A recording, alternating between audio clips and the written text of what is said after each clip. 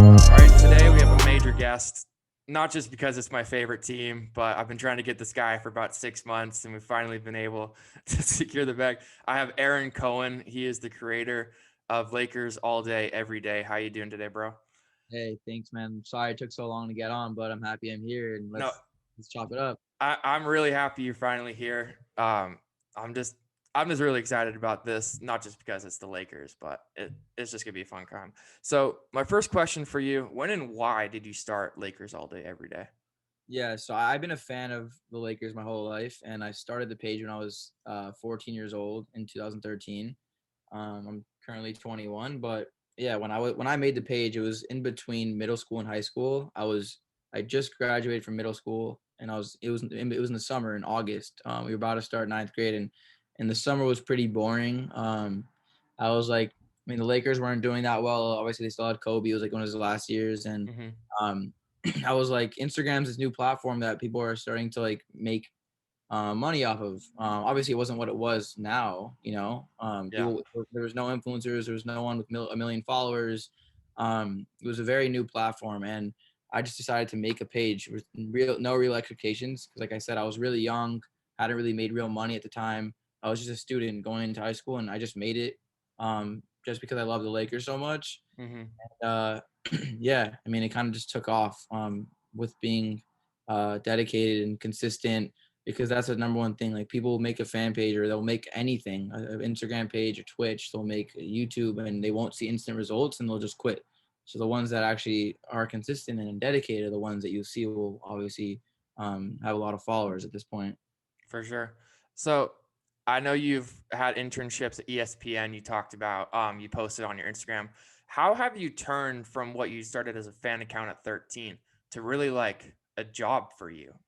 Right. Yeah. Like I said, so I mean, it was definitely not planned, you know? Like I said, I was young. I Mm-hmm. made it with no expectations. I was like posting pictures of Kobe dunking on LeBron. And I was like, oh, like Kobe dunking LeBron, this, that. Like, it wasn't like any real updating. It was nothing. It was just a hobby. It was posting pictures. And as time went on, I was getting 1,000, 2,000, 3,000 followers. Like, and I was like, wow, like, okay, like I set goals for myself. I was like, okay, I want to have this many followers by this amount by this time.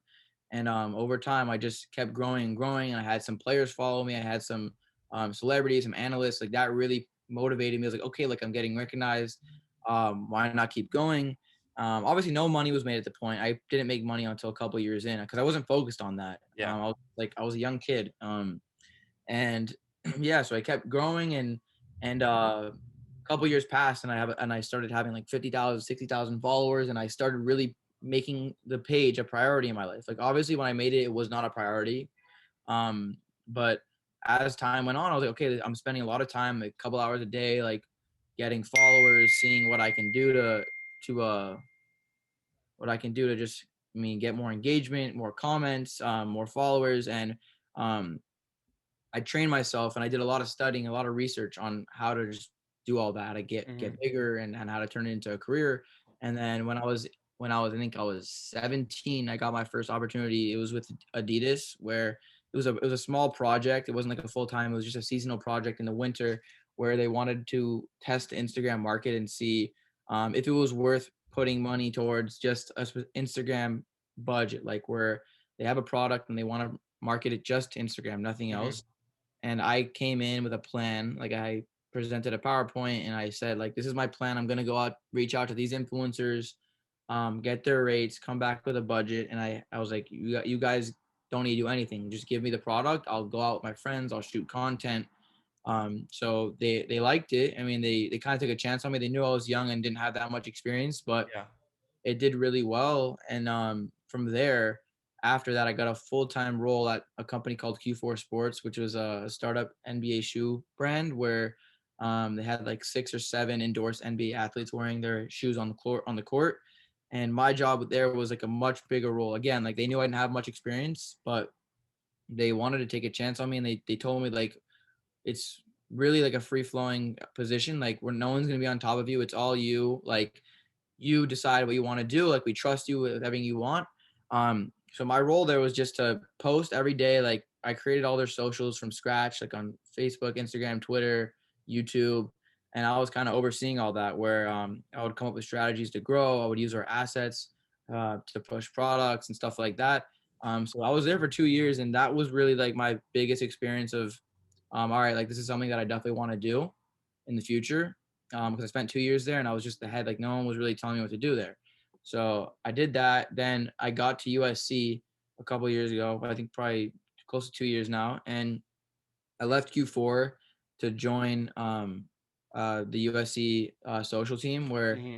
I would run like I would focus on the live content aspect of social media because like they have a team of people that cover the games, that like make graphics, like podcasts and interview the players. So like my thing was like I wanted to focus on the live aspect where like I would have my phone and just walk around the arena during the games, go into the locker room, and just capture like content that people would like to see that's raw, unedited, like no production.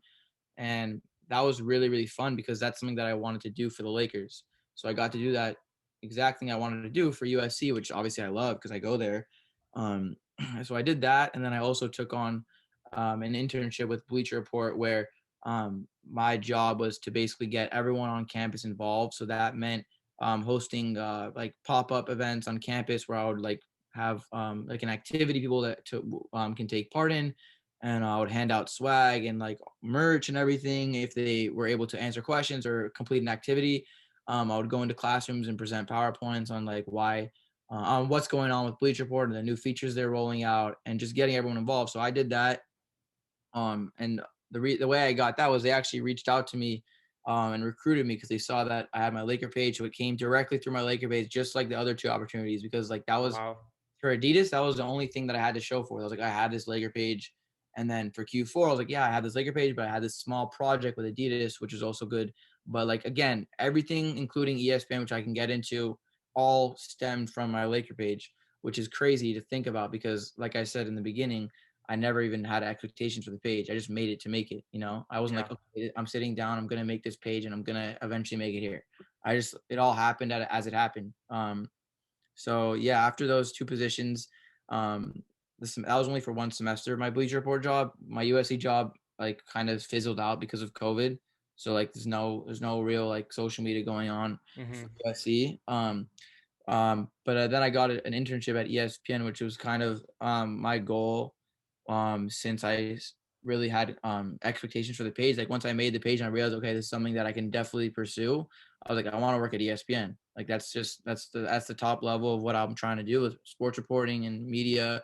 And I got it, and it lived up to the hype for sure. Because originally the plan was, um, I was going to be going to Bristol, Connecticut, which was the headquarters. Yeah, the headquarters. Headquarters, yeah. There for 10 weeks, and then um, it would have been over after that. But again, yeah, like COVID hit. So they shortened it to 6 weeks and made it fully virtual, which was like good and obviously like very good because a lot of my friends had their own internships canceled. I'm sure people who have lost their internships or Hmm. jobs or whatever it is. So I was like super grateful. But at the same time, I was like I put a lot of pressure on myself because 6 weeks is not a lot of time, especially when you're just fully at home. Hmm. You gotta learn everything on the fly. And I feel like, oh, like I'm going to learn everything. And then um, once I feel like my feet are on the ground, I'll have like a week left. So it's not enough time. But like everything about ESPN is like definitely live up to the hype, especially the people that work there. Like you would think, okay, everyone there has an ego because they're at ESPN, like they made it there, like, Yeah. but everyone there was just so down to earth and humble and willing to help and made sure that me as an intern was like, I felt like I'm fully comfortable there. Like the first day I was there, I posted 3 times, like just completely, Wow.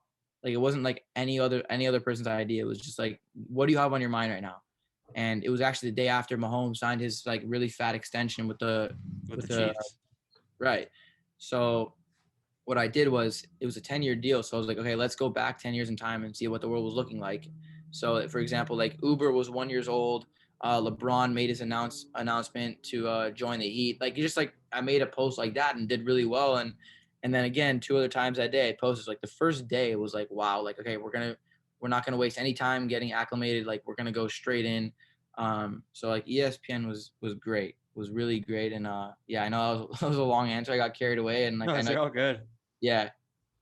That's so. And so is your goal, because that's a really crazy past and story that you have, is your goal to be at ESPN running their social stuff? Yeah, so I mean, it was a goal of mine. It wasn't like the ultimate goal to like work for ESPN, but that's definitely like it was a great experience. And right now, after I finished my work at ESPN, which I forgot to mention, I got extended for another 3 months. So it was a total, Wow. yeah, it was a total of 4 months, as opposed to 6 weeks, which was great. Um, but after that experience, I kind of wanted to do more than just that. I felt like with the platform that I've already built on my Lakers page and kind of the following that I have, I want to utilize that and never let that go, because like Hmm. community I've built is worldwide, and people like really have grown to build a connection not just with the Lakers but with me as a human, which Hmm. is really like great and special to me. So um, working at ESPN, you wouldn't be able to handle both, because first of all they didn't allow me to post while I was working on the specific hours. Okay. Um, so I had someone helping me with that while I was working ESPN. If something happened, they would know what to do. But if I would take a full time job, it just wouldn't work, because like obviously like I had to cover Laker games for ESPN, for the pages and Twitter and everything, and I wasn't able to do my own page, which was tough. So um, I think that something I would like to do is more part time on the side, because I definitely want to pursue my Laker page, whether it's full time in the future. Because I definitely want to. I'm not letting that go. Like ever since I won the championship, I was like, all right, I can never let go of this page. Like Yeah, exactly. support, engagement, with my merch and all that. I can never let that go. So Well, I've been following you since I was like 16 and I'm 19 now. wow, So, yeah, that's dude, why I'm thank you. like, so I started this podcast back in August when I messaged you, and I was trying to figure out what I do because I didn't want to just be talking by myself the whole time. I wanted to have guests. So I've had like 9 insiders from 9 different teams, and now you're my 10th. But yeah, I've been trying to get the merch. I've never been able to. One, because I don't have a credit card, and two, because it feels like it sells out every single time on the pieces I want. But would Yeah. you say um, that Laker culture, because you're talking about like the culture you've built, even just with this account and like you as a person, people following you, do you think as Laker Nation as a whole is the best fan base in sports? Right. I think so for sure. And obviously it's a little bit of bias, but Laker Nation is global, It's like you go anywhere in the world and you'll see a Kobe jersey, you'll see someone wearing a Laker jersey. Exactly, in the back. There you go. I know you're in Canada. So like people that are like, so this is the thing, like if you don't live in America, aside from Toronto, you don't have a team. And a lot of states or cities in America don't have a team. Yeah. Usually the default would be like the Lakers, because I mean they're the Lake. It's just the way it is. It's the way it's been for years, and they bring greatness. Like people like watching greatness, and that's why the Lakers have such a global fan base. And Hmm. it's truly like a family, because anytime I know from my own experience, like anytime someone in the Laker community like needs help or has like a message for a player, like a lot of the times it'll get out and it'll get to one of those people, and like they'll truly like be happy for you, not because of anything else aside from the fact that you're a Laker fan. So Yeah. people say Laker family, it's definitely a real thing. Especially like I know for myself, like people care about my personal life, even if it doesn't have to do with the Lakers. And it started because I'm a Laker fan. So like through the Lakers, it's like definitely a big family. And I think that we're the most loyal fans. We have people that wake up at 4 in the morning in other countries every day to walk every morning to Hmm. watch games. I spoke with many people around the world who say like, yeah, I'm from Switzerland and I wake up at 3 a.m. I'm from like Germany. I'm from Philippines. Like there's people all over and they That's wake up so crazy. yeah. I mean, I think definitely like the strongest fan base in the world in sports. So you, of course, have been able to go to Staples. You're pretty good friends with Quinn Cook as well. What is a Laker home game like when they're playing like 100, like they're just going at it? What is it like in that arena, truly? Yeah, it's crazy because Laker fans are really spoiled. I've noticed, especially the ones in the arenas. So like honestly, like comparing it to a team like the Thunder, who are just like giving the Thunder fans who are giving it 100% every second of the game. The Lakers, they'll sit back and relax until the Lakers actually do something good. Then they'll explode. Like they'll wait for the playoffs and they'll wait to like the last minute of the game to really start like going crazy, unless something crazy happens like a dunk. But like if like someone hits a three and like they won't like lose their mind. It's just Yeah. because they're used to greatness, like the Lakers' goal every season is to win a championship, and if it's not, then like they failed. No matter how good the team, no matter how bad the team is, no matter how good the team is. So like I'm trying to reduce that with my platform. Like yo, we got to be more appreciative, because I mean, if we aren't, then every time we don't win a game, like you see what happens. Like in my comment section, every time the Lakers lose a game, we go crazy. Like I hate the Lakers. Like it's all Kuzma's fault. Like LeBron sucks. Like Yeah. like we're spoiled. So I'm trying to change the culture a little bit, which is very tough to do. But I mean, at the end of the day, like I love Laker fans. We're crazy and I love it. There's a lot of Kuz slander in your comments, I've noticed. But Kuzma misses a shot and he's trending, and he's already trending on Twitter, as I've noticed. It's crazy. Well, you brought up a great thing. That kind of wants me to segue. You talked about greatness. So when you go from having the greats, because they're the winningest franchise besides the Celtics in the modern era. So when you go from guys like Magic, Kareem, Wilt, Elgin Baylor, Shaq, and of course Kobe, and then you have the fun years of, in my opinion, that was the most exciting time to be a Laker fan, when we had the young guys of Randall, JC, D'Lo, Larry, all those guys, to what Rob has been able to do in this past free agency, which we'll get into. Should Laker fans' expectations be a championship or bust season this year? Yeah, I think it stems from the way beginning of the franchise. Even when we were in Minneapolis, like the Lakers are used to winning. We have 17 championships. We're tied with the Celtics.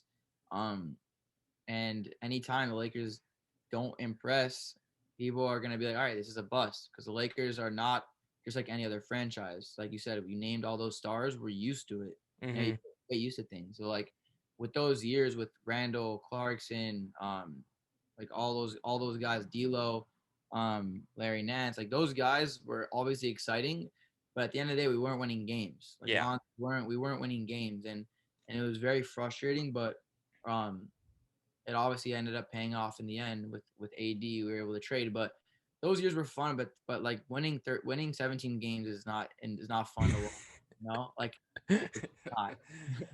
No, I agree. I live in Phoenix, so I never got to see Kobe play. I'm sure you have. Yeah. But like the only time I've been seeing the Lakers play, I've been able to see LeBron and them play these last 2 years. But before that, it was Randall, it was Ingram his rookie year, D'Lo, JC, Swaggy P.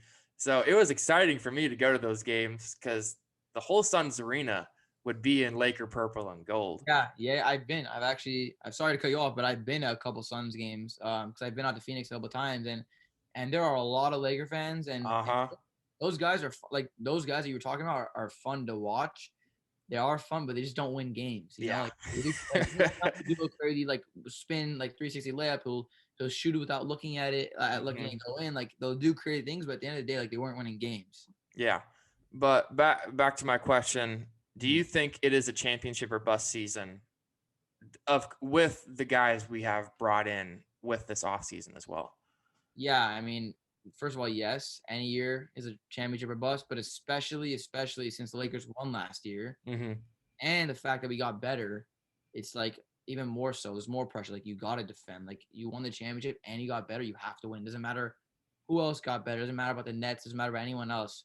If you got better and you won the championship, there's no reason for you to lose again. So not again, lose the next one. So it's definitely would be a bust and a disappointment if they didn't win this year. Yeah, for sure. When LeBron signed, I'm sure you were freaking out just like I was. Did you think in that season you were like bound to go to the Western Conference Finals, or were you kind of taking a back seat to like, hey, this is probably not the roster you're going to see in the rest of LeBron's years? Or like, what kind of were your thoughts when he signed that max deal with the Lakers? Yeah, you're talking about when the Lakers first got him, right? Yeah. Yeah, I think that, I mean, first of all, I was like excited, confused. I was like, why would he come to the Lakers? Which makes 100% sense now. Yeah. but I was like, I didn't expect it to happen. I was just going nuts. I just got back. I came back from Palm Springs on vacation, and as soon as I came home, I saw it on my phone. So I was like screaming. But expectations wise, I was like, I know LeBron's made it to 9 straight finals, but I don't think that the team we have right now would bring us back, or at least to the Western Conference Finals. I wasn't 100% sure. Like, obviously we had a solid young core. They didn't make the playoffs, but they were definitely promising. They just needed a leader and a veteran and some veterans around them. And we were doing well. We just obviously injuries killed us. But even if we didn't get injured, I think like max, like we would probably maybe get to the Western Conference Finals. I think definitely past the first round, but I didn't see us getting past the Warriors or yeah. I mean, I didn't think the Lakers were good enough, especially with all the young guys and LeBron just coming over. Like it takes a minute to get like accumulated to each other and stuff like that. Yeah. Um, you brought a little bit of the young core of that year. Of course, the Lonzo Ball type of stuff. Just I don't even know what to say about Lonzo Ball as a Laker. But my question for you with him particular is, do you think the hype or like the criticism got to him? Yeah, I just think that anytime you come into the league, and you have that much of like hype, Pressure. expectations, and pressure, and like Magic Johnson even said, he's like, your jersey's gonna be up there next to Kobe's and everything. Like, imagine hearing that. I don't know how old he was. I know he was really young, but imagine hearing that and playing for the Lakers behind the spotlight and all that. Like, there's no matter how good he is, he had no chance of actually living up to the hype. I think with Zion too. Like, Zion is a great player, but he's not living up to the hype that everyone thought he was going to be, because it's just Mm-hmm. not possible. So I was and am still a big fan of Lonzo. I think he's a great player. He's definitely going to be a future All-Star, just like Brandon Ingram. I just think that the hype kind of killed it. If they would have let him just play his game, and he could have been more focused and not reading his name in the headlines every night, I think he could have been more effective. But at the end of the day, like, I think he's a solid player right now. And as the hype dies down and shifts to his brother, I think he'll play even better and better. Yeah, for sure. Kind of with that question, with like just media slander, do you think the Lakers, not just like players, but as an organization, gets too much slander from mainstream media like ESPN, Sports Illustrated, Fox Sports? Do you think they get, like, especially during that first LeBron season and kind of last season too, do you think they get too much criticism for what they're actually doing? Yeah, I think anytime you're under the spotlight in LA with a global fan base, like, you're obviously gonna get hate, because all the attention is on you. So like, you mess up any little thing you do, everyone's watching. Like, you can be watching a Pelicans versus a Clipper game. Like, no one's watching those games, and then you see someone makes a little mistake, like, it's not really gonna go anywhere. But let's say it's a Laker game versus like the Warriors or whatever it is, and someone does something funny or slips up, like, it's everywhere. So that just ties into the bigger picture with like anything, like with in the management, like with Genie Bus and stuff like that. You saw that there were these little protests, and obviously the Lakers have a lot of fans, and a lot of them are not real fans. So you have things like that where um, they come and protest in front of the Staples Center. They slander players on Twitter, on Mm-hmm. Instagram, including the big outlets. Um, so, I mean, I think the Lakers definitely receive a lot more hate, and it's from casual fans that are just joining the fan base because of whoever is on the team. Yeah. I definitely think that there's like way too much slander, and that's why one of the main points I have on my page, if you've been I know you've been following for a long time, is you'll see that I'll never say anything negative about a player on the Lakers. Mm-hmm. Could like mess around with other players on other teams, but when it comes to players on the Lakers, you'll see I'll never say a bad thing, no matter how bad they're playing. Like, no matter how bad Danny Green was shooting, I was always uplift him, because I know these guys are following me, and if they're not following me, they're seeing my stuff. I know Yeah. they are. So, and they feed off of it. Like, you see with KCP, like a year ago, like, he just had one of the worst starts ever. Everyone was on him and like nailing him and grilling him and being like, "Yo, this guy sucks, this that." But if you've been following me, you know I'd always uplift the players, because at the end of the day, it's the team we're supporting. And if you're not supporting them, what are you doing? Like, you're not a real fan. So Exactly. Um, I want to talk about you for a second, and how, because you talked about players following you and stuff. How have you been able to not just take like your platform, but how have you been able to beat get connections in with guys like Quinn Cook, get followed by Anthony Davis, Danny Green, Shams? Like, how did you get those connections in this last year? Yeah, I mean, it starts with being positive and just being that light on social media, because there's so much garbage out there, and when you're able to separate yourself from the majority while doing good, you're definitely gonna get noticed. Like I didn't ask any of these people to follow me. Yeah. Like especially with AD, he followed me during the finals series with the Heat. I didn't say anything to him. I don't even tag these players. Because I mean, I obviously I enjoy it, and it really motivates me when I see these guys following me and supporting me and validating my work. But it's just by keeping a positive um, vibe and a good reputation and just being genuine. So my relationship with Quinn really evolved once I would talk to him once in a while in the DM, and he'd see that I support him and like talk about how he's great for this team. He builds chemistry. He's always off the bench if we need him. Just like positivity. Because Hmm. a lot of people can be like, oh, he never plays. Like we don't need him. Cut him. You know. A lot of people don't understand. Like players like Dudley and Quinn and those kind of guys are in the Locker locker room guys. room. Exactly. Those are the ones that are the ones who get the good players going. Like LeBron's even said it. He's like Dudley, AD said it. Like Dudley, like he's a huge part of our team. People don't understand because they're not on TV, but because they don't have cameras in the locker room. But that kind of stuff is what makes them wanted and valued. So what I would do is the same exact thing. I would just keep it positive, always support. And then Quinn invited me out to a game one time. Just I didn't even ask. He was like, "Yo, I have 2 extra tickets to the game tonight. The game's in an hour. Like, let me know if you want the tickets." And thank God, like I was living at USC at the time, which is in downtown next to Staples Center. We took a 15-minute drive. So I was like, "Yo, like let's go, let's do it." I just got home from class and I was like for sure. He's like, okay, like your tickets will be there. I'll give you a pass. Like we'll meet up after the game. So like that's how it really started. And then once I got in the room with him, like we just hit it off and had a great conversation because he's a Laker fan since he was a kid. So Hmm. yeah, it's just about keeping a positive vibe, and anytime you come across a person, just be nice to them. Like just because, not because you think, oh, maybe one day it could turn to something, just because that's the way I am. Like just why would you? There's no need to be rude to someone if you don't even, especially if you don't even know them. Yeah, exactly. That's insane. The connections you've made and what it's turned into since you're 13 years old. I want to get into this season now, everything about it. Um, what are your thoughts on what Rob has been able to do?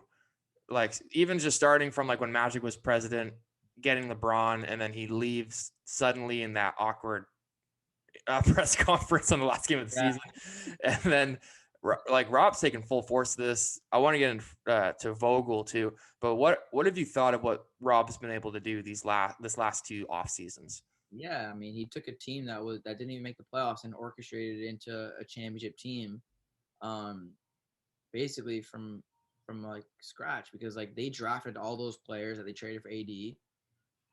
Like Clarkson, they drafted him like in the, I don't know, he wasn't a lottery pick. Randall wasn't either. I think Randall was, I think maybe is he 7, something like that. Yeah, Randall was 7. I think Clarkson was in the second round, if I'm not Clarkson, correct. yeah, Kuzma, Ingram. I mean, these are all guys that we built, whether we got them high or low, but we developed, which is a collective effort with like our staff. And I think Rob deserves a lot of credit because it wasn't too long ago, like I mentioned earlier, that these fake fans were in front of Staples Center and talking about how she needs to sell the team and that she doesn't know what she's doing. Rob, he's a liar, like him and Magic. It's all like they were choosing sides between Magic and Rob when it was really just LA overblown drama. Hmm. Uh, so we go from that to, I mean, and obviously every big outlet was covering that. Like all these Laker fans are upset, and like ESPN was airing. They even gave them the microphone, and which I don't know why they would do that because they knew what ESPN knew what they were doing. Everyone knew what they were doing. Yes. Giving those guys a platform. I actually I got in touch with one of them that night, and we were like, and he was like, "Yo, you see what I did today?" And I was like, "That was you." And like he showed me a video of him. I was like, "Dude, on behalf of the entire Laker fan base, stop what you're doing. Don't ever go back there again, and we don't claim you." And he was like, "Okay, like we were planning on going back tomorrow, but like, fine, we won't." Because I showed him how much hate he was. I was like, "Dude, stop what you're doing. Like you're Hmm. making it look bad." But anyway, I just think that Rob deserves a lot of credit, and that's why I try to push him on my page because he's the one who's behind the scenes that are making all these moves. Like Yeah. these signings have been coming from him. And really with Magic, I wish he never left because he's just a great guy and he has a great relationship with all these superstars. So I feel like he would have been a good tactic for us to hold on to. But obviously, he wasn't happy with what he was doing and he felt restricted because he kept getting fined for tampering on Twitter when he was just trying to be himself. So Mm-hmm. he did a good job for us, but I mean, I'm very happy with what we have now. You know, like it wasn't too long ago when we had Kupchak running our things. I mean, he was throwing max contracts at Timofey Mozgov. Mozgov. Right, you know it. So I mean, we're in a very good place right now, and I'm just appreciative because it's been 10 years that we had just absolute garbage. Mm-hmm. Um, and then Rob brings in Vogel last year, which to me, I don't know about you, I was extremely happy with the hire because it wasn't Ty Lue. Right. And I don't mean any slander on Ty Lue, but I just don't think he's that great of a head coach. Who are you particularly wanting as the Lakers head coach after we fired Luke Walton? Yeah, I mean, I specifically did not want Ty Lue. I know Laker fans wanted him, and he was talking about how oh like I don't want to do a 2-year deal. I want a 5-year max deal with the Lakers. Like who are you, bro? You don't have that. You can't. Thank you. This is the Lakers, it's not the Clippers. This is not the Cavaliers. It's the Los Angeles Lakers. Like you can't just come in and act like you're running the show. So like Vogel, I was extremely happy with because he's a humble, low key guy who's gonna put his head down and really give in and work. Yes. And not that Ty Lue wouldn't. I just really it really rubbed me the wrong way when he was like, I want this many years. Like, dude, like no, you don't control that. That's not you. Mm-hmm. Like, so I was so happy with Vogel. Like I said, because he's a guy who's gonna work his ass off and not care about the spotlight. He doesn't really care that it's about him. He's gonna do his job and end up winning a championship. So super happy with that. And I was as soon as he got him, I was like, all right, we got a good one. And I'm Yeah. happy we got him. He's a guy, like, I 100% agree with what you said. He's a guy I liked because even during the season, Ty Lue, who was the assistant coach at the time, had like headlines in the media Right. about how I don't know, I don't remember what it was, but Mhm. it's just he's upset with how the Clippers played and stuff. I'm like, to me, if LeBron wasn't in Cleveland when he got the head coaching job, he would have been fired in 2 years and no one would have cared. But it's the fact that he was the head coach when they beat the Warriors 3-1. Do you think, not just between me and you, but all Laker fans were wanting him, or was it just like a certain bunch of like the newer fans? You said it. That's what it is. I mean, the Lakers, I'm telling you, like they're constantly adding casual fans, which makes sense, and I don't Mm-hmm. blame them. Like Laker fans want to see greatness. So for the past 4 years, it was like, all right, I'm getting to basketball. I'm going to be a Warriors fan because they're good, which is totally fine. Um, it's good for the NBA. We need those fans because they support the league with money and everything. Mm-hmm. But at the end of the day, like the real fans, I believe, did not want Ty Lue, and they wanted Vogel, someone like Vogel. And then again, like not to take away from any of the other coaches like Jason Kidd, Lionel Hollins, like those kinds of guys are guys that Laker fans, real Laker fans, appreciate and know are championship caliber, and that's exactly why we won. You know, it's not who's on the floor. It's the entire organization from top to bottom, which builds championships. Mm-hmm. And that's why I feel like the Heat made it there because they have good management. They have Pat Riley, they have Spoelstra, they have guys that they have a full organization. You know, it's not just like a couple stars and then just bums around them. Yeah, exactly. Um, I want to get your take on this. How hard were you laughing when Trez signed for the Lakers and ditched the Clippers? Yeah, so I was like very shocked because I mean he was one of the dogs on that team. Like him and Yeah, Patrick Beverly were like those were like the core of the team. Him, Lou, and Tre and Pat. that those were the guys that like every time the Lakers met up with or matched up with them, it was like, oh, we got to see Trez, we got to see Beverly. Like those are the annoying guys that just bark all day. So when we got him, I was like, wow, this is hilarious. And at the same time, it's kind of, you know, like it's interesting that he would go from an organization like the Clippers to the Lakers. It just shows you, like, I don't know. I mean, you can analyze that for yourself, but I mean, leaving the Clippers to go to the Lakers, especially with their rivals and everything like that, it shows you what kind of organization the Lakers are, where they can lure a player like that away from him, away from the Mm-hmm. Clippers to us. So, I mean, it says a lot about the organization, and and obviously he's with the big dogs now, so he's getting more recognition. He looks having a great time with the teammates. But I was really happy because he's at the end of the day, he's a guy who's gonna work hard and like he's a guy that you would love to have on your team, but hate to not have on your team. So Yeah. it was good to have those guys. Yeah, I love the additions of him and Dennis. Dennis has turned into one of my favorite players. I have some stats for you before we keep going. We're 13th in pace. We're tied first in field goal percentage, third in 3-point percentage, 14th in free throw percentage, 13th in assists, 24th in steals, and 23rd in turnovers. LeBron's averaging 24, 7, and 8. AD's averaging 22, 3, and 8. Schroeder is averaging 14 and a half, 5 assists, 4 rebounds. Kuz is averaging 11, 1 assist, 5 rebounds, and Travis is averaging 14, an assist a game and 7.5 rebounds. Do you think anybody can beat this team truly in a 7-game series? Absolutely not. And you just said it because you see all these players are it's happened 6 times where the Lakers have had 6 or more players score in double figures. Yeah. It shows you it's not just one of those teams where we have one guy who scores all the points, kind of like what was going on in Houston, like before obviously the trade and everything. Like with Harden, it was all eyes on him. He dropped 40 points a game. Yeah. But in the end, we whooped their ass in the playoffs. It was just like it's not gonna work. That kind of okay. Obviously, they took a game from us. All right, like we beat them in 5 though. So I'm saying in a 7-game series, I don't think anyone in the league can beat us because of the chemistry we have, because of the balanced scoring we have, because of the coaching we have, just everything about the organization. And then obviously we have LeBron. You know, Yeah. LeBron is the ultimate leader, and then we have AD, who's a top 3.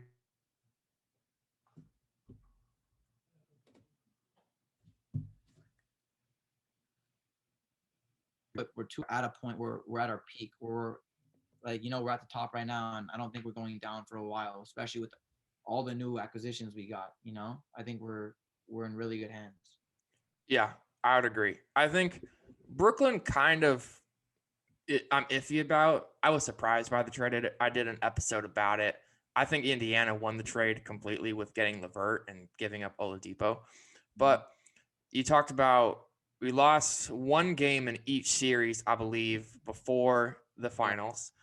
Was there any point? I know Chuck was saying the Blazers are going to sweep the Lakers. That was complete BS. We already knew it. But more Denver and mainly Denver. Was there any worry that you saw what Denver did to the Jazz, to the Clippers? Do you think there was any worry? Did you have any worry that maybe something could happen? I think I'm probably not this like the average or typical Laker fan because I just have so much faith in the team. Mm-hmm. Like sometimes it even gets in the way of like reality. I'm like I never ever get worried. Like after the first game versus the Blazers, I was literally laughing. I was like, everyone's gonna lose their minds. Yep. It's over. I'm like, I even wrote in the cap. I was like, watch what happens tomorrow night. Watch, you're gonna see in a couple weeks from now. We're gonna have our parade, this, that. Like you'll see. And everyone's like, no, you're just sugarcoating everything. Like the Lakers suck. Look what just happened. They got obliterated by the Blazers. I'm like, I'm like, I saw it all. I saw everything. And as you know, like Lakers swept them from that point. Next series, same exact thing happened. Everyone freaked out. Mm-hmm. Like, to relax. Like the Lakers, the only reason why the Lakers are losing games is because they beat themselves. They didn't play well. They missed wide open. They shot 30% from 3-point land. Like they were beating themselves. They're good enough. I always say this. They're good enough. They're that good where they can control their destiny. If they want to play well, they'll win. They have the talent. They have everything they need. They just got to execute. Mm-hmm.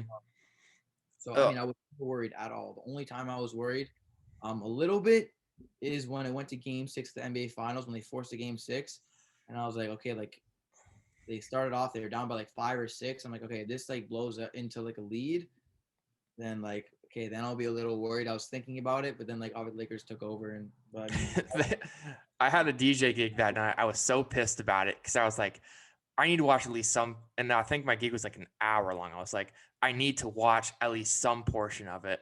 Yeah. And then during my gig, I looked at the score and we were up by like 35. I'm like, oh my God. But that Houston series in particular, to me, was absolutely hilarious because Russ game one was like talking as much smack as you possibly could, yelling at all of our players' girlfriends and wives that were there. And then in game five, AD probably said, like, "You're complete ass. You need to shut up." And he started freaking out, and Rondo's brother got into it too. Um, Speaking of Rondo, were you sad to see him go because he was such a big part in that championship run, or were you okay that at least we have Schroeder to move on with? Yeah, that's a great question because when you brought up Schroeder a couple minutes ago, I was gonna talk about how I felt about it, because my feelings really changed. Because originally, when the Lakers got rid of, let him walk and sign Schroeder first, which meant that they were done with Rondo, I was like kind of upset. I knew Schroeder was a good player. I knew like what he's capable of, but I was just so hooked on Rondo and his IQ and how he was able to lead a team, Mm-hmm. and I was upset. Like I was like, honestly, um, I'd rather have Rondo than Schroeder. And then as soon as the season started and I started seeing like Schroeder like just doing everything he was doing and realizing that he can shoot, obviously he doesn't have the IQ of Rondo. I definitely think that it was a smart move. As much as I love Rondo, it was a smart move, especially because Schroeder is young. He's really young and he's going to be a great player in this league for a long time. Obviously, six man, runner up, all of that. He's a great player, and I can tell from this point that he's gonna have that IQ. Not that Rondo had, but he's definitely has that like you can tell that he knows what he's Yeah. doing. He's a general.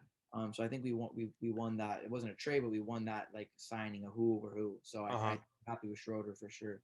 Do you think him and Trez are going to be here for years to come, or do you think it's just like a 3-year stint until Braun's contract runs? I know he signed that extension for I think 2 more years, but do you think they're just going to be here till Braun and AD move on, or do you think they're going to be here for longer than that? Yeah, I mean, I think a lot of it has to do with the season right now, but I think Schroeder, I know he has a expiring deal. He's gonna be a free agent, and I know the Lakers have already tried to extend him, but at the end of the day, he just wants more money, which is understandable. Yeah. So when it comes to free agency, I know the Lakers are gonna do well this year, and I know that they're probably gonna win a championship. So I feel like Schroeder, it's gonna be his first championship and his first deep playoff run. I think definitely he's gonna resign, and Trez here for 2 years, and I think same thing. He loves playing with LeBron and AD. They're all clutch boys. Family here where like Rich Paul is taking over, Clutch but Mafia, that's what I call us. that's what it is, bro. I mean, that's what it is. And I just think that those guys, especially, I mean, up at least up until LeBron's contract extension is over, a lot of these guys are gonna be sticking around for Hmm. sure. Um, One of my last questions before, or I have like one question or two questions, sorry, before we do the our ending segment. What has been your favorite Laker memory of as for or like give me like three of your favorite memories that you've had that you can recall in Laker history? Yeah, I mean, so my mind immediately goes to Kobe, and like probably like the top 100 moments that I've had from like favorite moments of the Lakers are all Kobe involved. But um, immediately goes to 2010, which was the second championship that I witnessed out of three. Because I mean, I was born in '99, so I mean, obviously Wow, I that's really cool. wasn't aware of the three-peat and all that. I was too young, but um, 2010 was amazing because the Lakers were down 3-2 in that series, and it was like super tough because they just lost 2 years ago to that same team, and you wanted that revenge so badly, and it didn't look like it was gonna happen because they were down 3-2, and the Celtics were just like so good, and but I mean, Kobe took over, and just that specifically that game seven where the Lakers came back, and it was just so exciting. That was probably like the greatest memory because I was like 10 of my friends and we were all going crazy, and like something I would never forget. Um, and then of course you have Kobe's last game, which is just like that whole day. I went to school in my Kobe jersey, and like everyone was like talking. He's like, "Yo, Aaron, are you ready for the game? This, that." Like, "Oh, come to my house. I want to watch with you. Could we watch together? We want to have a party." And like I was like, "Nah, like I just want to lock in and just enjoy it one last time." So I went straight home. I had the TV on like 3 hours prior to the game, watching everything pregame, and I really didn't have any much expectations for the game. I was just like, 15-point game, 20-point game, just like Hmm. lead with something that like is like dignity and like just go out with a win possibly because they were so bad that year. Yeah, they were.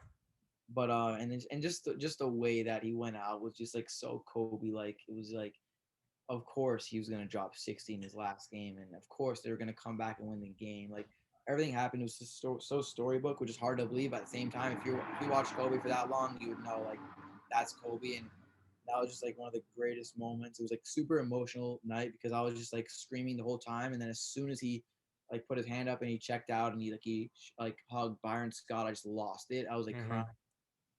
It was like a very emotional night, but I mean that was like probably my favorite memory, the last game.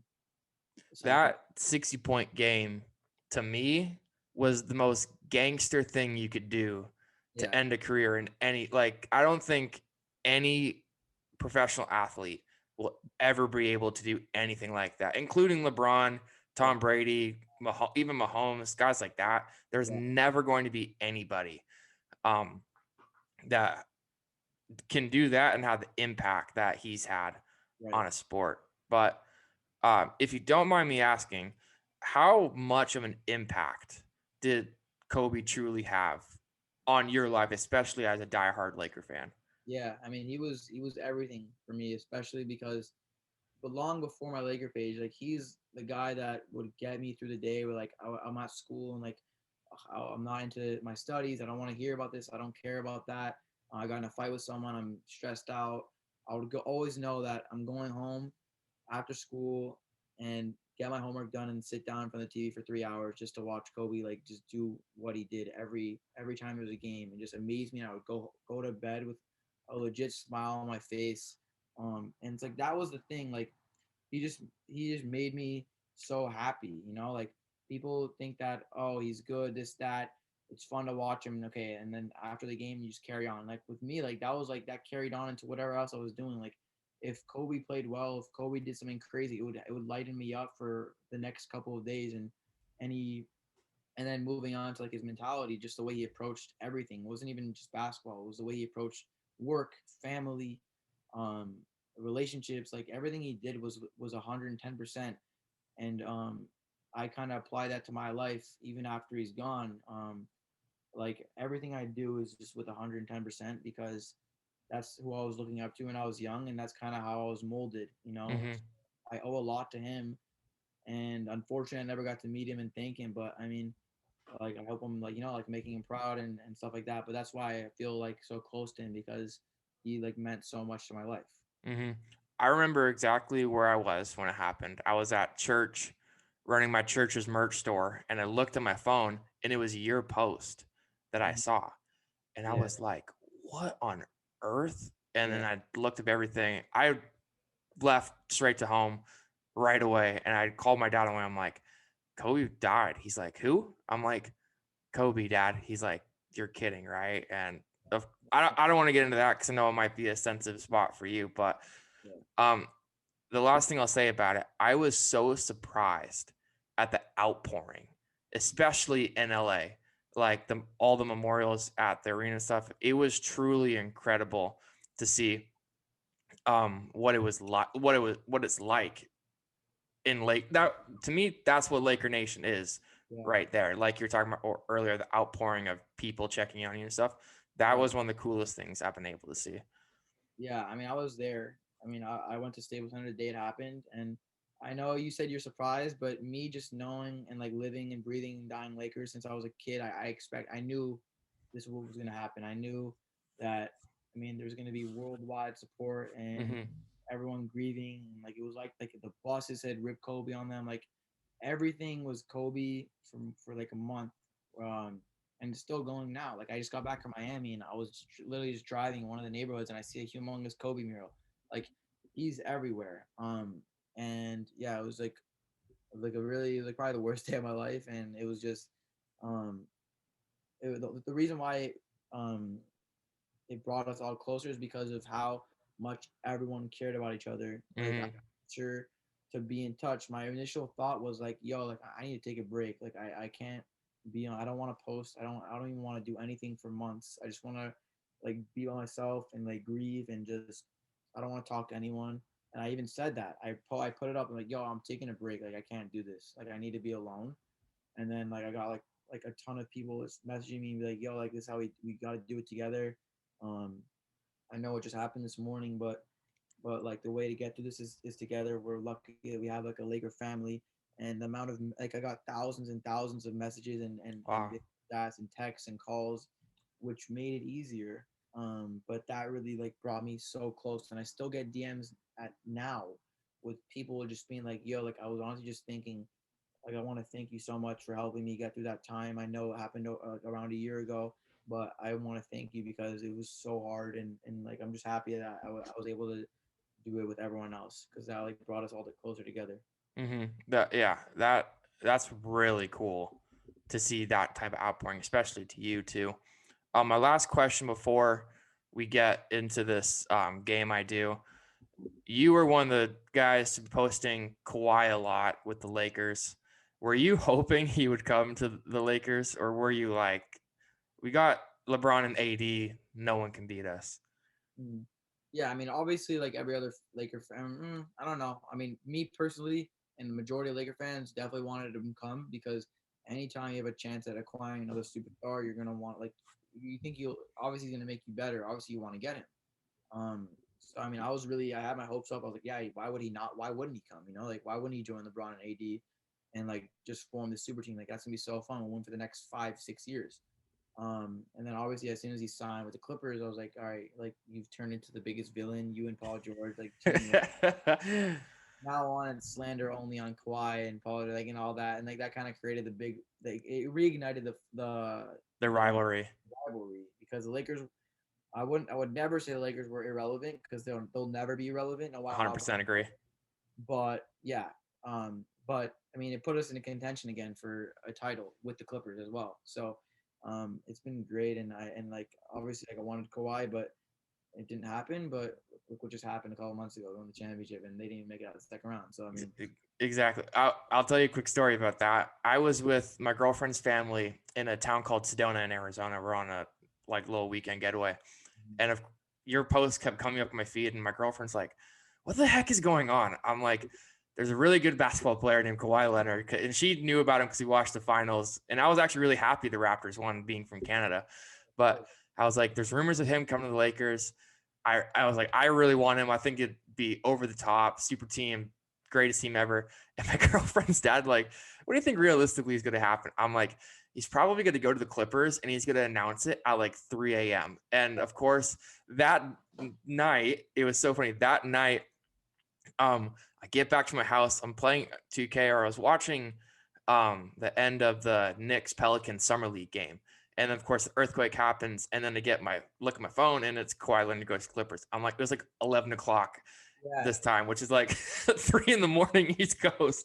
yeah, it was so like at that point, for that stretch of like however long it was, I don't even remember. I was scared to take a shower because I was all over that news.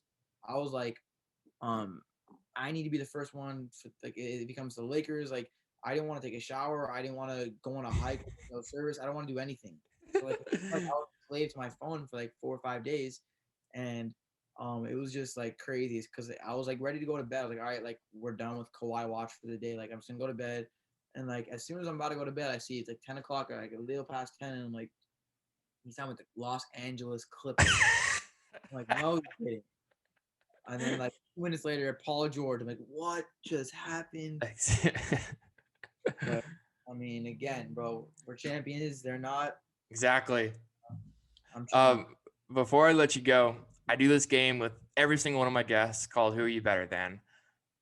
I think it's actually quite fun hearing these guys' takes on every other team. So what it is, since you are a Laker insider, we're going to go through every single Western Conference team, and I'm just going to pop a question to you, each one. Of course, we're the best team in the West, so there's going to be a lot of we're better than them, but I'm really excited to get your take on each team in the West. So we'll start with the Clippers. Um, I think that they got worse than last season just because of losing Trez and adding Ibaka obviously, but they just I don't think they got better, which is a big hit because I honestly expected them to make it to the conference finals from the beginning of the year. Not even after they went up 3-1. I was like, all right, they're gonna make it. It's gonna be us versus them, and whoever wins that is probably gonna go on and win the championship. Yeah. But I mean, obviously another disappointment. They didn't make it there. And especially with all the talk and all the smack they were letting out. I mean, this was such a disappointment and embarrassment for that franchise.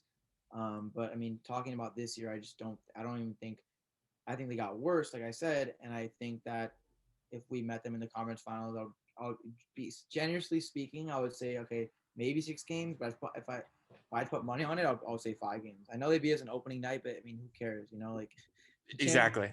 championship hangover. Like, I mean, put us in a series in the playoffs with LeBron. Like, nah, like they wouldn't even take it past 6. I would say 5. If I put my money on it. Yeah, I agree that they got worse. My thing with them is last year, even the media too was a big part of this. They kind of treated themselves like they've won the last 7 Right. finals in a row. And I'm just like, guys, you haven't even been past the second round. How hard were you laughing seeing Jeremy Grant and Jamal Murray go absolutely nuts in game 7, beating them by 20? It was one of the greatest nights ever because I was with a bunch of my friends and I actually went live during the game. Yeah, I And remember that. it was already over and like I was just like on live and I was like and Jamal Murray hit that fadeaway 3, like just end it and stick the dagger and I like we were all going nuts and like I let them have it. I know you've been following me and you probably saw all the posts I put up. Oh, I I did. with them so hard and I was like I was ready. I was ready for it. As soon as they forced a game 7, I'm like, all right, time to go into my folder of content of all my Clipper slander, this, that. I had it all ready. I did not hold back one bit.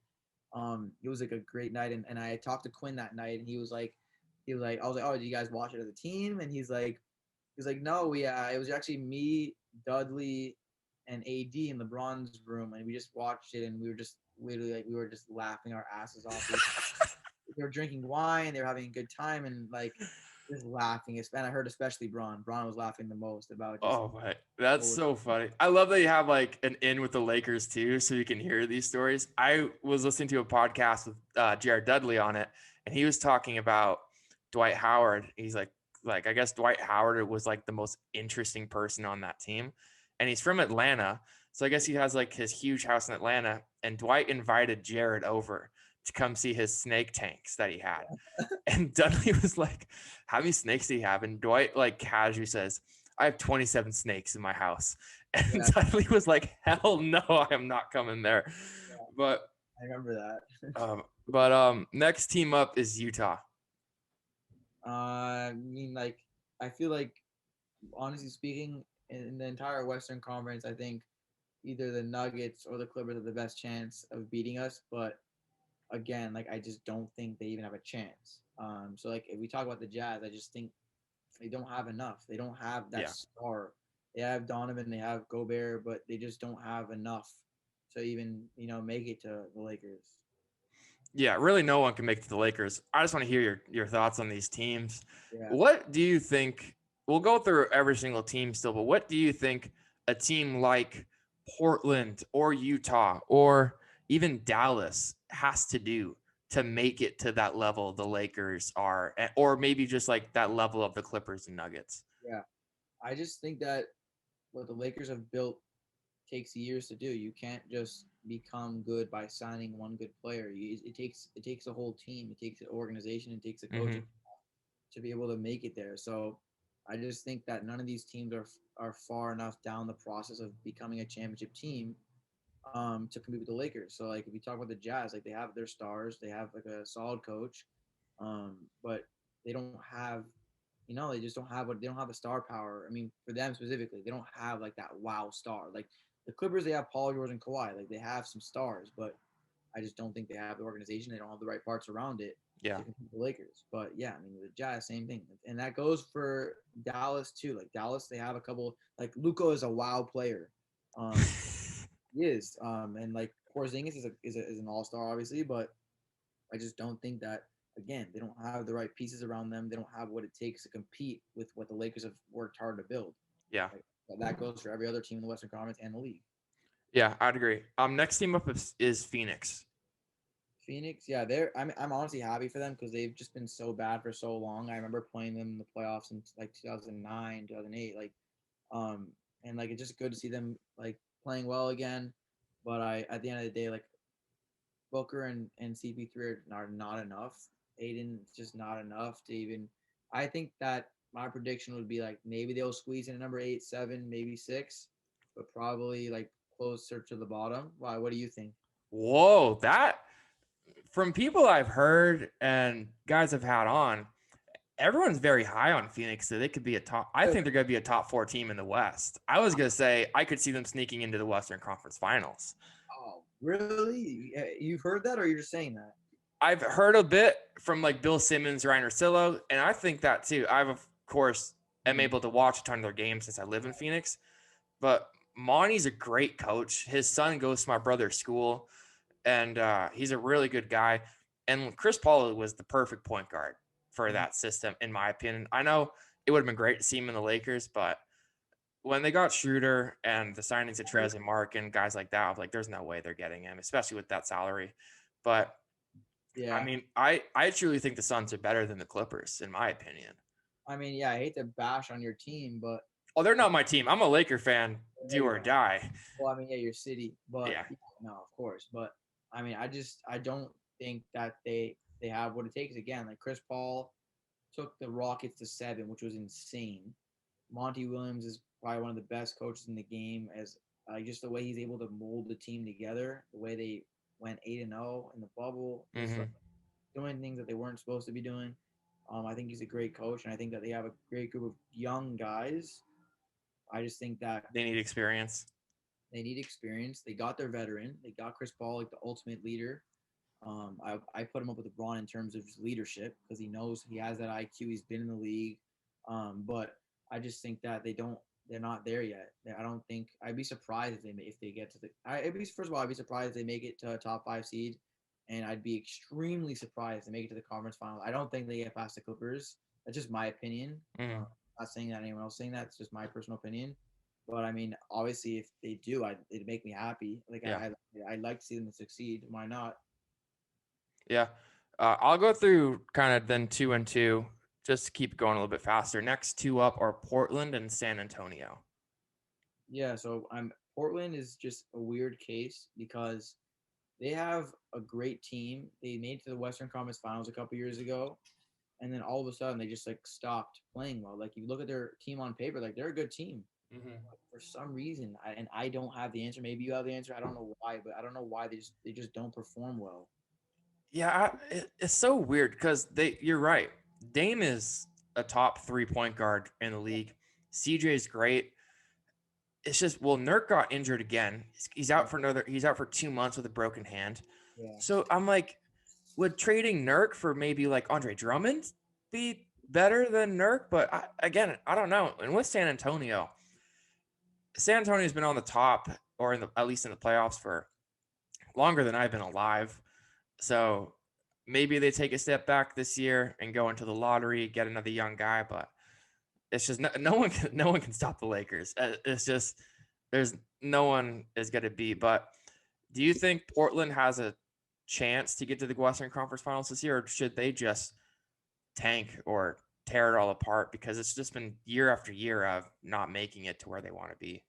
No, I think what you were saying about a potential trade is like on the right path. I think they don't need to blow it up. I just think that they do need to make a big trade, whether it's Nurk or if it's splitting up McCollum. Obviously, would never trade Damian, but I Mm-hmm. mean, McCollum is they're not working. They need something else. So I think if I was in that position, I would first try like getting rid of Nurkic and just building someone else because I like the duo of Dame and CJ. I think they work really well together. They just need an all-star big man, maybe Embiid or someone like that, to really make the team take it to the next level. Because, like I said, bro, like they made it to the conference finals. I mean, Yeah. they didn't put up any fight against the Warriors, but they made it there. So I don't think it's time to blow it open and like kind of tank and rebuild because they're still promising, but they definitely need to make a change because what they're doing right now is not working. I would really like a Bradley Beal trade for them. I think him and Dame would put them into conversation with like the Clippers Nuggets esque level. Mhm. But Yeah, it's just I don't know. Next two up for you are Dallas and Golden State. What are your thoughts? I'll just go. What are your thoughts on these teams? Yeah, I think Dallas is a great team, and I don't know why Luca is like getting it's like the favorite to win MVP. I know he's putting up insane numbers, but at the end of the day, your team needs to be one of the best teams in the league to Hmm. be. Well, I know it's still early, we're only 20% through the season, but I think that they're a great team and they'll obviously make the playoffs. They'll make some noise, but at the end of the day, like they don't have what it takes again. Like I know I'm being repetitive, but the Lakers have worked hard to be up to this point where they can say like, yeah, we are better than you, and like you don't stand a chance against us. But and then the Warriors, it's like a sad story, but at the same time, I don't feel bad one bit for them because they took over the league for so long. And Yes, they did. I don't feel bad one bit. Like for the Suns, I'm like, yeah, I feel bad for them. I want them to do well. For the Warriors, I'm like, no, like you guys can sit there and be the worst team in the league. Draymond, you can keep yapping your mouth. Like it's just like they talk trash when they're on top, and like it's time for them to go down. Which Yeah. is, I mean, and then obviously like I would never like you never like to see injuries with Clay, and like obviously Steph was injured, but I think Steph is not. I don't want to say not good enough. I just don't think that they have the team. They don't Yeah. have enough to surround him with to really make serious noise. I felt so bad for Clay. Like I was out for brunch, I think, and then the Bleacher Report news popped up that he tore his ACL. And I absolutely despise the Warriors too. I hate them, but Clay is a guy I like, and I was like, Mm-hmm. oh man, that's tough because I would have really liked to see like I think he makes them a conference finals contender for For sure. sure, at least for this season. And I would have loved to see a Warriors Lakers Mm-hmm. uh conference finals, but do you think Luca has too much attitude? I think that I know he's really young, and he's just into this. He just got into the league, and obviously he's getting a lot of attention from the media now, so that kind of plays into his ego. But I don't think he has too much attitude. I think he's kind of earned the right, not to be like a complete like a hole, but just to he's earned like the right to complain in a little bit and like to get calls because of who he is. Like he's Yeah. definitely like he's putting up crazy numbers and he has been and he's already in an all-star and I don't know if he has too much attitude, but I definitely been noticing him acting up a little more and like yelling at his teammates or like stuff like that, which is Hmm. I don't know. That's just it is what it is. Next two up, what are your thoughts on Memphis and Oklahoma City? Um, for OKC, I mean it's pretty simple. They're in the rebuilding phase. They have all the picks in the world. So I mean I think that Presti did a great job with making the best of what he had, just blowing up the team and getting everything possible for his assets. And then Memphis, I mean I just think that Morant, he's a great player, and they're another team. I wouldn't compare them to the Suns, but I would say that like they're like working their way up. They're developing their players, and hopefully, like they'll get to a point where they can trade a lot of these guys for like, a couple of stars or a star Hmm. or two, and then start being real contenders. But yeah, they're like in that rebuilding phase still, where they're just trying to make everyone, like develop everyone and stuff.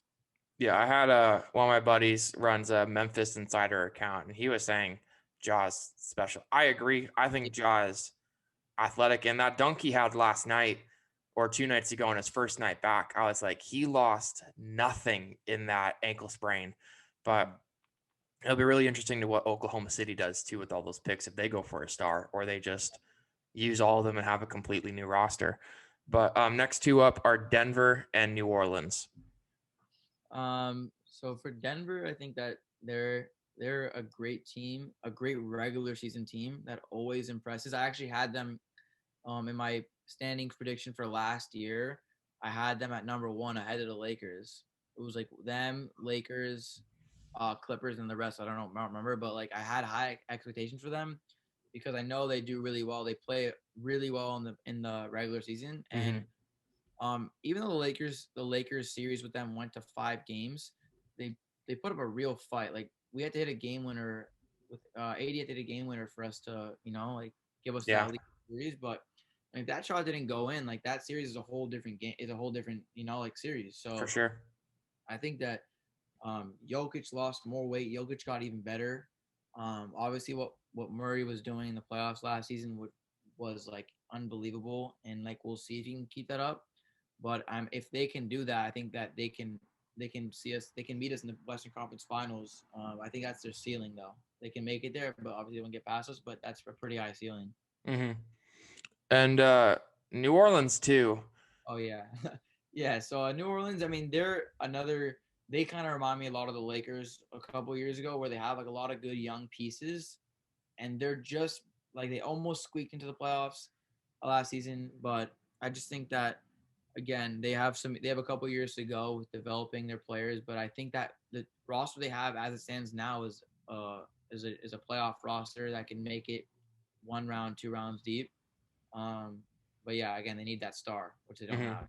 They have Ingram, but he's still young, and I don't think he could be the best player on a championship team, to be Yeah, honest. for sure. Next two up are Sacramento and Minnesota. Um, I just think both those teams are. I know for Need some Sacramento, help. yeah. I mean, De'Aaron Fox dropped like his career high 43. I think maybe last night, but they just they're irrelevant to put it. Mm-hmm. And then same with the other team. What was our? You said Minnesota. Minnesota. Yeah, I mean, like Karl Anthony Towns is great. So is D'Lo, but I just don't think that they're just a very young team and they don't have that one star who can even take them to the playoffs, in my opinion. Yeah, I don't really have much to say about Sacramento. They're Sacramento. I don't know, but Minnesota, I like the direction they're going. Do I think Cat and D'Lo, that's a championship duo? Mhm. I don't think so. Edwards is a nice piece, but I worry about his commitment to the game. Right. And then like Malik Beasley seems like the Dennis Rodman, not player wise, but off the court wise. But they're really interesting to say the least. But last team up for you before I let you go is the Houston Rockets. Yes, I mean I think that they're definitely um they made a good decision by obviously trading James Harden because he didn't want to be there, and you could tell his last couple games there he was dropping 17 points a game, which is Yeah. so on him. Um, but I think that with the new acquisitions of like Cousins, of Wall, and then the team that they already had there, obviously they need to add like a legit big man. But I think that within a couple of years, if they keep the same team and everyone really buys in, they'll be a playoff team that contends for a championship. Really, I think Wall is still that same guy. He's getting to be that same guy. Um, and I think they have the right pieces. They just need to continue molding together, and because they've had a lot of like crap happen in the past couple of days with Harden and stuff. It just really shakes up the chemistry and everything. But I think they'll be on the right track once they get together and continue playing together. Yeah, two things about them real quick. If you told a Rockets fan your backcourt was going to be Chris Paul and James Harden, and then in 3-4 years your backcourt is going to be John Wall and Victor Oladipo, you probably would have that Rockets fan would have probably punched anybody in the face. Yeah. But, and that last thing too, that picture you posted, Kyrie, KD, Harden on the same team, Lakers in 5. I started dying laughing when I saw that. Oh my gosh. Yeah. I mean, everyone wants to talk about the Nets now because obviously on paper they're ridiculously talented and loaded. Yeah. Then if you dive into the actual like logistics of the team, like with the bench, I mean, not even let's start with the star power. Like Harden's not a player to go and sit in the corner and catch and shoot. Kyrie's not is not that player. KD is Mm-hmm. not that player. They all made it to where they are now by having the ball in their hands. Yeah. There's only one ball in the court and there's three of them. And then you want to go past that problem. Okay, where's your bench? You lost Dinwiddie to injury. You lost your best bench player in Levert. You lost Jared Allen. There's really a non-existent bench there. Um, so I mean, I just don't think that with those two big problems, I don't think that they're gonna work. Obviously, they're gonna make it deep into the East. They may even come out of the East, because of just that star power and Kevin Durant. Like that's just who I think would is it's obviously his team, but I think that he's the best player on that team, obviously. So I think that with that kind of talent, you'll make it. You can only make it so far, but Mm-hmm. I mean, if you want to play the game where it's just like Lakers and Nets in a series, like I think I'm pretty confident in saying the Lakers will win that 5-6 because Yeah. of the way the team was built. No, for sure. I mean, I talked about it on one of my old recent episodes about it. Their chemistry worries me and the lack of bench. If I were them, if I was Sean Marks, I would trade Kyrie I'm with you. to get that bench help, because I mean, there's probably a team like I don't even know who would want, like, it feels like all 30 teams have a solid point guard. So it's just it's weird. It's like the Celtics don't want him, the Heat don't want him. Guys Mhm. like yeah, but I would trade Kyrie to get some pieces. I'm with you for sure. But well, Aaron, thank you so much for coming on, dude. I'm definitely going to have you on again. Do you want to shout out anything, any upcoming projects before you get out of here? No, yeah, I mean, obviously, thank you for having me, and you're a good dude. I had a good time talking to you about sports, Lakers, and then just no, stay tuned. I'm gonna be dropping a new collection of merch because my original collection did really well for the championship run, and I haven't come out with a new collection since then. So I'm working on that right now, and just be on the lookout on my page, Lakers All Day Every Day. And aside from that, like, appreciate you for having me on. And yeah, take care. All right, bro. Thank you so much.